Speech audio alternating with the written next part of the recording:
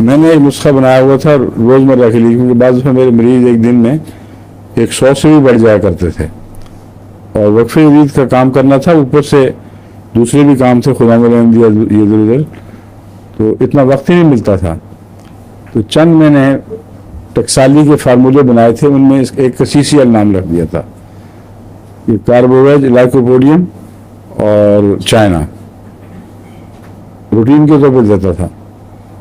15-20% cases میں کام کرتا تھا، ہر جگہ کام نہیں کرتا. لیکن اگر فوری طور پر مریض گلے سے اتارنے ہوں یا ان کا مرض گلے سے اتارنا ہو تو یہ ایک فارمولہ ہے جو ابتدا میں کام کرے گا. بعض مریضوں پر جہاں نہیں کام کرے گا وہاں پہ اسپیسیفک علاج کرنا پڑتا ہے. ٹھیک ہے، اور یہ بات پھر یاد رکھیں، میں پہلے بھی بتا چکا ہوں، اگر ایک فارمولے میں ایک دوا موجود ہو اور وہ فارمولہ کام نہ کرے تو ہر دوا کو آپ رول آؤٹ نہیں کر سکتے. یہ غلط ہے کہ چونکہ لائکوپوڈیم شامل ہے اس لیے لائکوپوڈیم اب اثر نہیں کرے گا. میں نے کئی دفعہ دیکھا ہے ایک فارمولے کے اندر، یعنی ایک نسخے کے اندر کالیفاس موجود ہے اور نسخے نے کام نہیں کیا. جب کالیفاس کو نکال کر چونکہ اس کی بعض علامتیں نمایاں نظر آئیں، الگ دی تو فوراً کام کیا ہے. اس لیے یہ جو نسخوں کا رجحان ہے یہ ہنگامی ضرورت کے پیش نظر ہم اس کو قبول کر لیتے ہیں، مگر اگر اچھا ہومیوپیتھ بننا ہے تو انفرادی طور پر دواؤں سے ایسی واقفیت حاصل کریں کہ مریض کے ساتھ ایک دوا معین ذہن میں ابھرائے. جب وہ ایک صحیح ہو تو اس جیسی دوا کوئی کام نہیں کرتی. وہ تو یہ لگتا ہے کہ سب جادو ہو گیا ہے، اچانک پوری طرح اس کو کنٹرول کر لیتی ہے. سمجھ میں؟ ہاں، ہواؤں کے لیے ایک دوا ہے ریفینوس. ریفینوس پتہ ہے کیا چیز ہے؟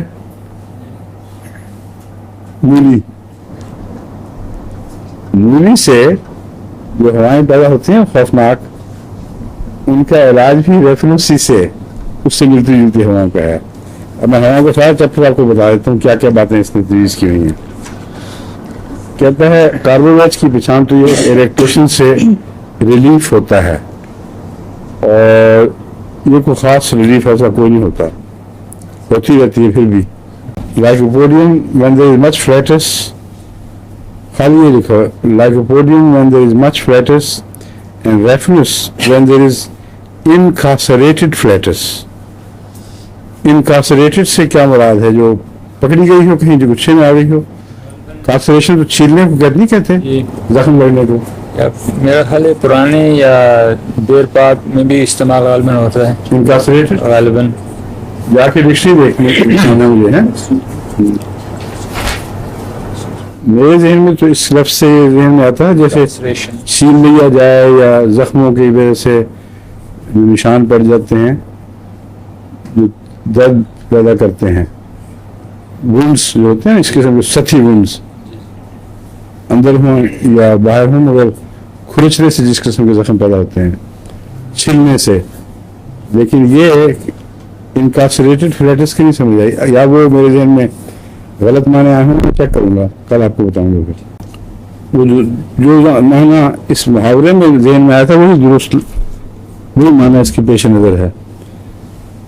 اگر پکڑی ہوئی ہو دونوں طرف سے، جیسے کسی ٹیوب میں ایک طرف سے ہاتھ ڈال کے پھونک بھر کے دوسری طرف سے مٹھی بند کر دیں، وہ جو کیفیت ہے وہ یہ کہتا ہے کہ ریفنس میں ملتی ہے.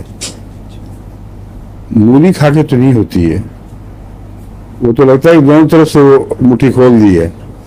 مولی کے اثر سے انسان کو ڈکار بھی آتے ہیں، جو مریض زیادہ کھائے ہوا بھی آرام سے نکلتی ہے. یہ الٹ بات کر رہا ہے، اس لیے ایک تجربہ کر کے دیکھیں آئندہ.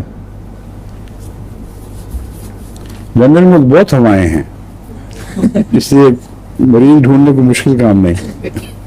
کہتا یہی اگر احساس ہو کہ بند ہو گیا دونوں طرف سے تو پلسٹیلا اور چائنا بھی امکان ہیں.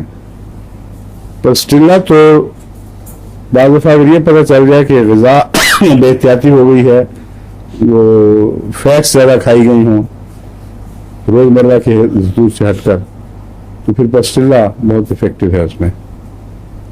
और कार्बोवेज भी फैट से ताल्लुक़ रखती है, मगर ज़्यादा कार्बोहाइड्रेट से। इन दोनों में फ़र्क जो मैंने देखा है, अगर कार्बोहाइड्रेट ज़्यादा खाए गए हों तो पस्टिल्ला के मुकाबले पर ये कार्बोवेज ज़्यादा बेहतर है। अगर फैट्स खाई गई हों तो पस्टिल्ला, और गोश्त के लिए और चावलों के बद असर के लिए नक्सवामिका। ठीक है, चावलों में भी कार्बोहाइड्रेट तो है। हाँ, मगर उसको इससे फर्क नहीं पड़ता क्योंकि वो कुछ एलर्जिक है फिनोमिना।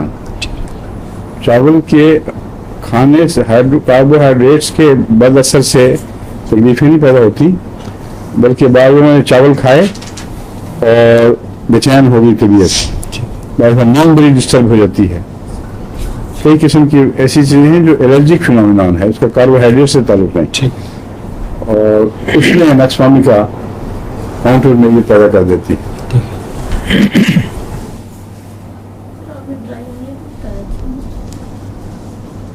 चावलों के लिए लैक्टम सल्फ बताया होगा।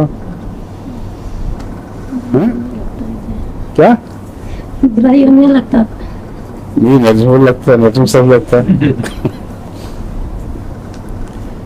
ब्राउनिया कब्ज वगैरह के लिए अच्छी है, मगर जैसे कि मैंने कहा है ना, उन बात बातों में बात दवाएं इस्तेमाल में आके पता लगा है कि वो मुफीद होती हैं। चावल की एलर्जी के खिलाफ नक्सवामिका ज़्यादा बेहतर काम करता है। गोश्त तिक्के वगैरह ज़्यादा खाए जाएं तो नक्सवामिका भी और फिर ब्राउनिया भी। अक्सर मीठे भी होती हैं, नक्सवामिका पहले बाद में ब्राउनिया। और अगर ख़तरा हो किसी किस्म की सेप्टिक होने का, गोश्त ख़राब हो, तो फिर स्ट्रेट अवे सल्फर पैरोजिनम। कोई भी इलामतें पैदा हों, जैसे बुखार चढ़ रहा है या दिमाग को कोई चीज़ चढ़ रही हो, तो उसका सल्फर और पैरोजिन इकट्ठा इलाज है।